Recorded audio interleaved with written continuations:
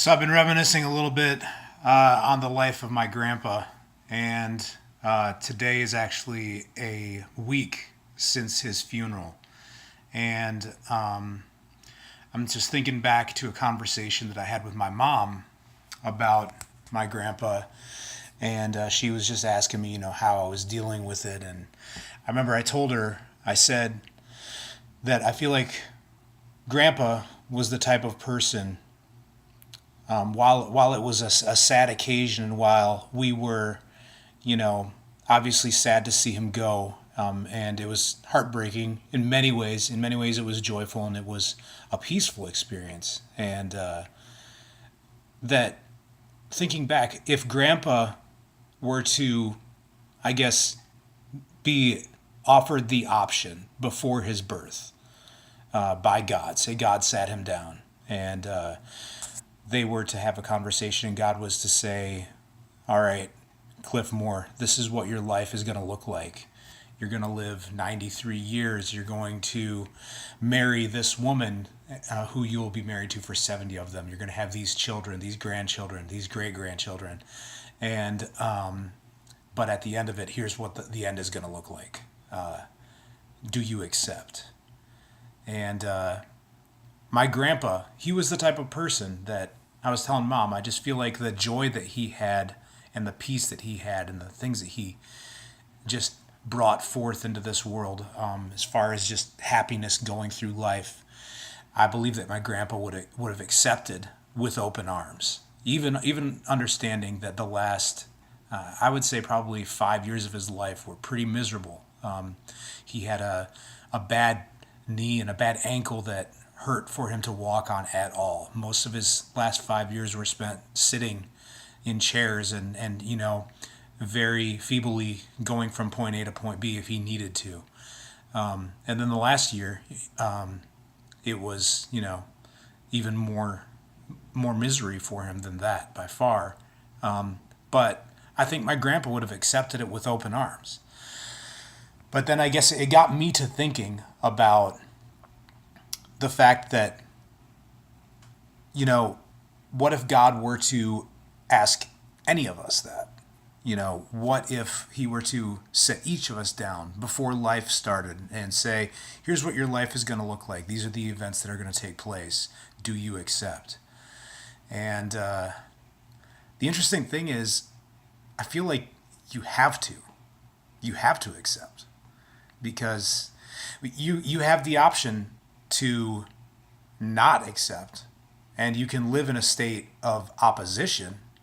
But if the events are already going to happen, then the only choice that you really have in that is, do you accept them or do you choose to live in opposition to them? And so I guess the analogy that it made me think of was a river. Going down a river, and the river has a current, and let's say that this current is life, and so you're floating along down this river, and you can go with the flow of it, the current of it. You can accept that this is where life is heading, or you can try to pedal back upstream. Either way, the flow is going the same way. One of them, you're just working really hard against everything. The other, you are accepting and you are going with it. And I have friends, that don't believe in God, and even in that case, a lot of my friends that don't believe in God, they believe that everything is still determined. And so, in that case, if everything is determined, we're all in that same option.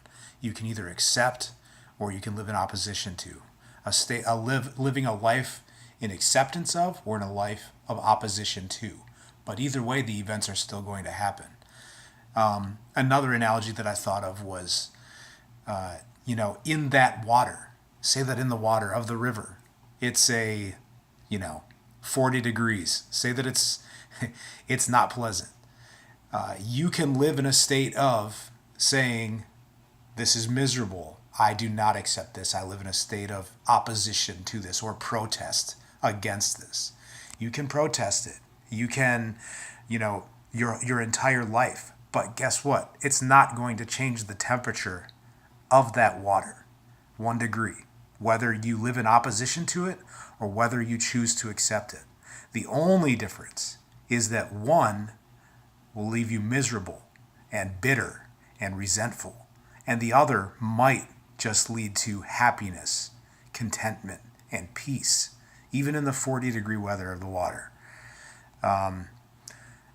So, another thing, when we think about the flow of the river, we're flowing along in it. And when I'm living in opposition, when I've lived in opposition to the flow of my life, to what's going to happen, I'm trying to pedal. I'm trying to sometimes often backpedal towards an era or something that really resonates, like a memory where I'm like, oh, this was amazing. I have to get back to that point. The entire time that I'm doing that, I'm looking backwards. I'm looking backwards as I'm swimming, and I'm not seeing any of the events that are happening in front of me.